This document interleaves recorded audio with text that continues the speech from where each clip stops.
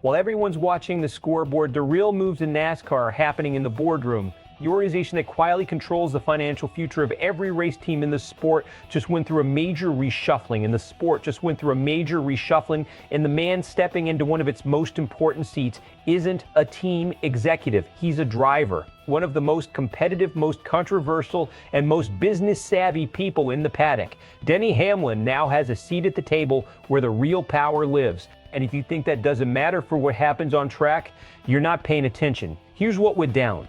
The Race Team Alliance, the coalition that represents NASCAR's Cup Series teams, just announced a sweeping round of leadership changes. Jack Roush, one of the founding members of the RTA when it launched back in 2014, is stepping down from its board of directors after more than a decade of service. Replacing him as RFK Racing's voice on the board is team president Chip Bowers. More importantly, 23XI Racing, the team co-owned by Michael Jordan and Denny Hamlin, has been formally added to the board, expanding it to 10 members. Hamlin himself will represent the team. And Torrey Galida, former president of Richard Childress Racing, is stepping in as the new RTA chairman, replacing Rob Kaufman, who announced his planned departure back in March. Bottom line, new people, new power, and a new direction for how NASCAR's teams operate behind closed doors.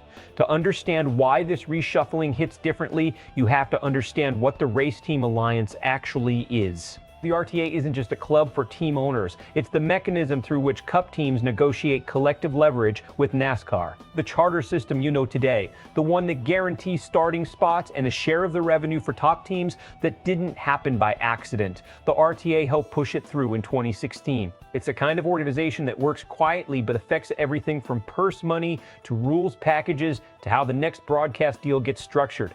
So when the board changes, it doesn't just mean new names on a letterhead. It means different priorities get represented. Different voices get amplified. Jack Roush built something at this organization. He was one of the original architects of the charter agreement framework. His exit marks the end of an era that stretches back to NASCAR's last generation of ownership. The sport looked very different when he first took that seat. And now the man taking a new seat is Denny Hamlin. Someone who spent years fighting NASCAR in court over that very same charter agreement and won. That's not a minor footnote. That's context that matters enormously. Let's be direct about what Denny Hamlin joining the RTA board actually represents, because it's more than symbolic. 23XI Racing spent the better part of the last 2 years locked in a lawsuit against NASCAR over charter rights. They weren't just complaining about unfair treatment. They were arguing that the system itself was structurally broken for independent teams trying to grow. That lawsuit eventually settled, and the charters were made permanent, described officially as evergreen.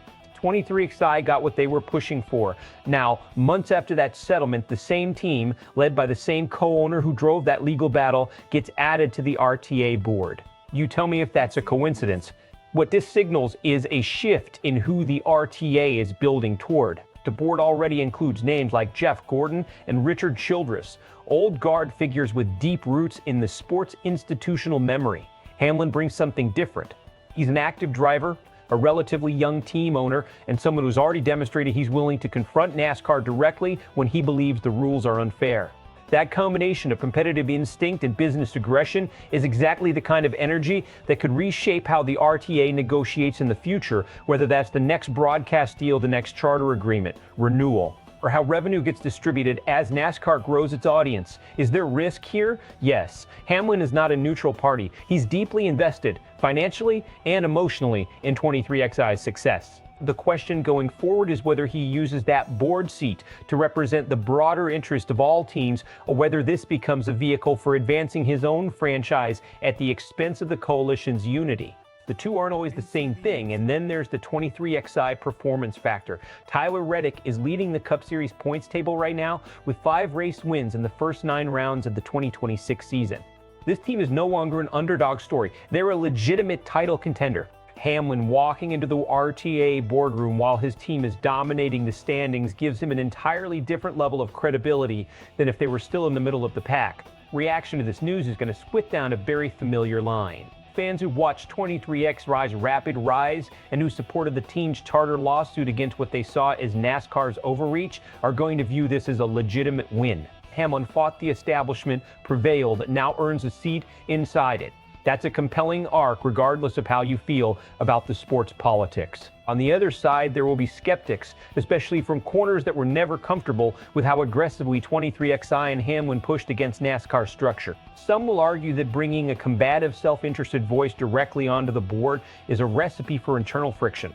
Others will simply wonder whether an active competitor, someone still personally invested in winning races, can be fully objective when the discussion turns to rules that could affect his own team's performance. Jack Roush's departure will draw genuine respect from the NASCAR community. He gave over a decade to this organization in a capacity that received almost no public attention, and that kind of quiet, structural contribution is easy to undervalue until it's gone. Hamlin's presence injects fresh thinking into a coalition that needed new energy. His willingness to challenge NASCAR directly, combined with a team performing at the top of the sport, gives him credibility to push for better revenue models, stronger charter protections, and policies that help growing teams compete. 23XI and the RTA become a blueprint for what modern NASCAR ownership looks like. Conflicts of interest fracture the coalition from the inside. Hamlin advocates for positions that benefit 23X Venture, specifically bigger teams, Michael Jordan money, while smaller or older franchises feel steamrolled. The legal adversarialism that defined his relationship with NASCAR bleeds into internal board politics, and the RTA's collective bargaining power weakens when it can least afford it. NASCAR has always had two games running simultaneously, the one on the track and the one in the conference room. For most of the sport's history, those two worlds barely touched. Drivers drove, executives negotiated.